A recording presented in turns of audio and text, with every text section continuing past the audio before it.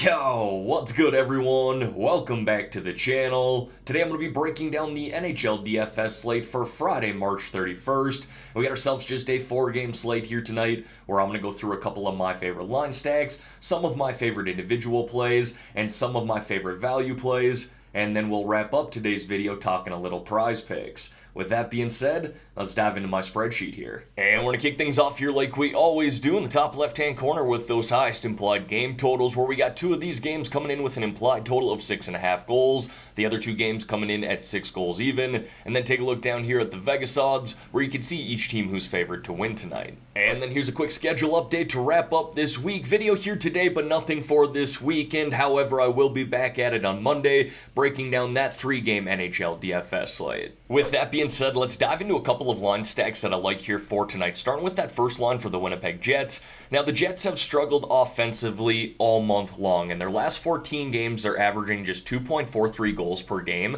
That's the third fewest in the NHL during that stretch of games. So their solution here tonight at home against the Detroit Red Wings is to play their 3 best forwards on the first line. So we got Dubois centering Connor and Scheifele here. We've seen Dubois and Connor play together 5-on-5 throughout most of the year, but Scheifele has not played with these two 5-on-5. There's obviously some familiarity here with all three of these guys playing on the number 1 power play, but I'm intrigued to see how these guys play together 5-on-5 tonight. There's obviously a lot of talent here, and the upside is intriguing too in what seems to be a must-win game at home against the Red Wings. And then another line stack that I like building around here tonight is that first line for the Arizona Coyotes. We got Hayton centering Keller and Schmaltz. Now, these guys have had no problem finding the score sheet throughout the month of March. In just their last 10 games, they've combined for 19 goals, 22 assists, 41 points, averaging over 4 points per game. You got all three of these guys who play up on the number 1 power play too, so it's a strongly correlated line stack. And yes, this is a tough matchup against the Dallas Stars. Jake Ottinger's played well in his last 2 games, but it's really hard to ignore the way that these three are playing, especially on a 4-game slate like this when I'm really tournament focused. Now folks, before we dive into some of my favorite individual plays here, if you could like this video and subscribe to the channel, I would greatly appreciate that. Don't forget, I am running that Discord channel too, and we got a great group of people in there talking hockey, talking MLB yesterday, and talking prize picks too. Alright, now diving into some of my favorite individual plays here, we're going to kick it off with the forwards, and being that it's just a 4-game slate, and considering the way that Tyler Toffoli is playing right now for the Calgary Flames, he could easily be priced in the 7K range, but at $6,400, I'll take advantage of that for a guy who's racked up 5 goals, 8 assists, 13 points here in his last 10 games. Really like the way he's been shooting the puck as well. Playing the Vancouver Canucks here tonight. This is a very important game for the Calgary Flames, and the Canucks have played well here in the month of March, but again, at $6,400, really hard to ignore the way that Toffoli is playing right now, playing up on that first line and number 1 power play. I then got Jamie Benn there of the Dallas Stars. Now, generally speaking, the Stars will likely be a popular target tonight in this game against the Arizona Coyotes. However, it will likely be that first line of Jason Robertson, Rope Hintz, and Joe Pavelski that carry the most ownership. Now, Jamie Benn is definitely going to get some ownership as well. I'm not saying he's going to be under-owned, but this has kind of been my pivot on these lower slate games. Knowing that that first line is popular for Dallas, I kind of like going to the Wyatt Johnsons, Jamie Benns, Evgeny Donatovs. Honestly, I don't even mind the third line either. You could do a little mini stack with Max Domi and Tyler Seguin, but Jamie Benn's played solid hockey all year long. I like the way he's trending here in his last 10 games. 5 goals, 9 assists, 14 points. 5 of those points coming on the number 1 power play, averaging around 3 shots on net per game. Now, when it comes to the New York Rangers, honestly, I don't think we can go wrong with any one of those top 3 lines, especially on a smaller slate like this. We can stack up their number 1 power play too, and that's probably the route that I'll go, because not only do you get exposure to 4 of their top 6 forwards, you get Adam Fox there as well, playing a Buffalo Sabres team here that has really struggled on the penalty kill all year long, hitting at just a 72.9% rate. That's tied for the 2nd worst in the NHL.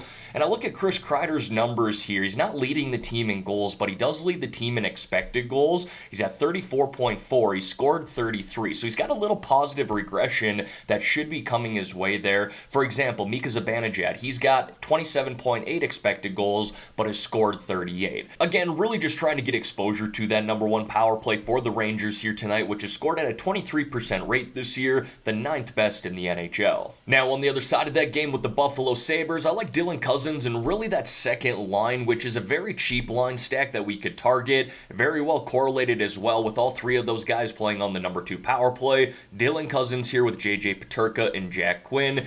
I'd be surprised to actually look at this team's lines here this year. Pulling this up on MoneyPuck.com, if we look at the expected goals for per 60 minutes, it's not Skinner, Tuck, and Thompson. It's actually that second line of Cousins, Peterka, and Quinn. So again, it's a cheap line stack that we could target. But do note, the New York Rangers are playing very good hockey right now, sound defensively, and have gotten good goaltending too. So like I said, I'm probably not going to be overly heavy on the Sabres here tonight. And then I got Brock Boeser there of the Vancouver Canucks. Like I said, the Canucks are playing some solid hockey here under Rick Tocchet. Played well throughout the month of March. One guy who's definitely found his game is Brock Boeser. Now, honestly, I'm not afraid to target this number one power play for the Vancouver Canucks either. Scoring at a 25% rate here in their last 5 games. Really like to see that. But Boeser's numbers have been really solid. 4 goals, 7 assists, 11 points here in his last 10 games. Not bad at all for a guy priced in the 4K range. Now, moving over here to the defensemen, being that it is just a 4-game slate, I have no problem spending up for defensemen tonight. Some nice options as well. Rasmus Dahlin, Josh Morrissey, Adam Fox.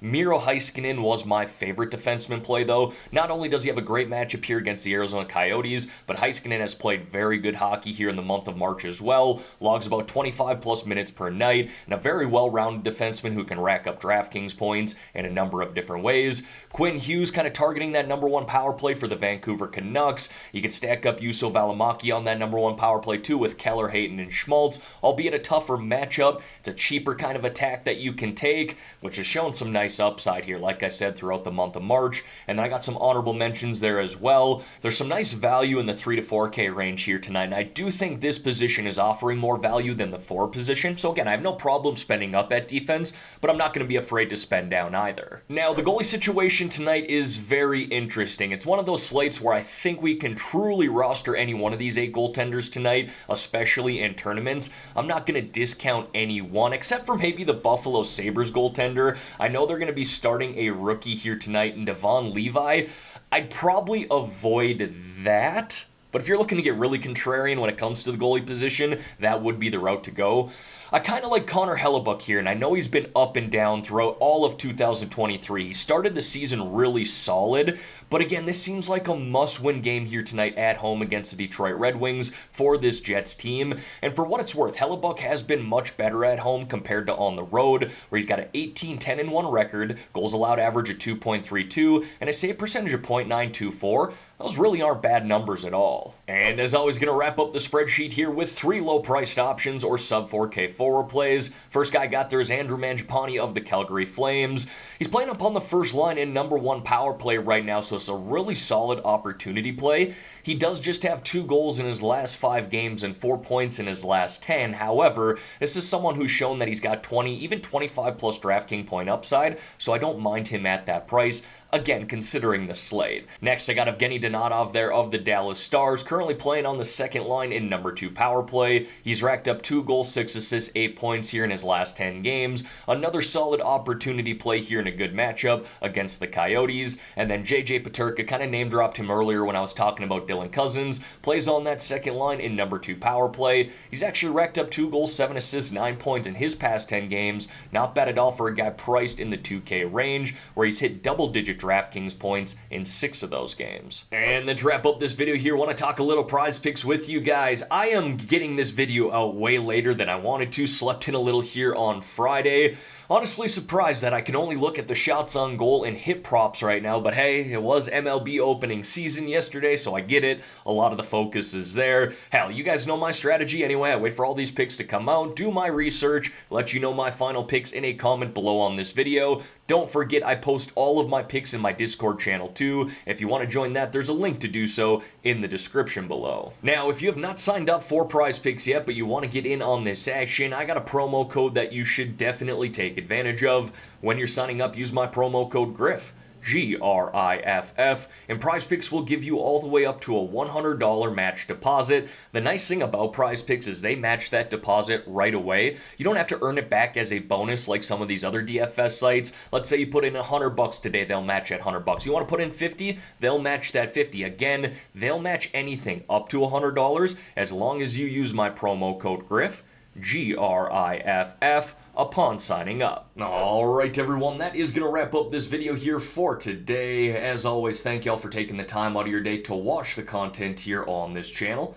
If you could like this video and subscribe to the channel, I would greatly appreciate that. Let's have ourselves a great day here, folks. Let's win some money on this 4-game slate. In the meantime, I'm out of here.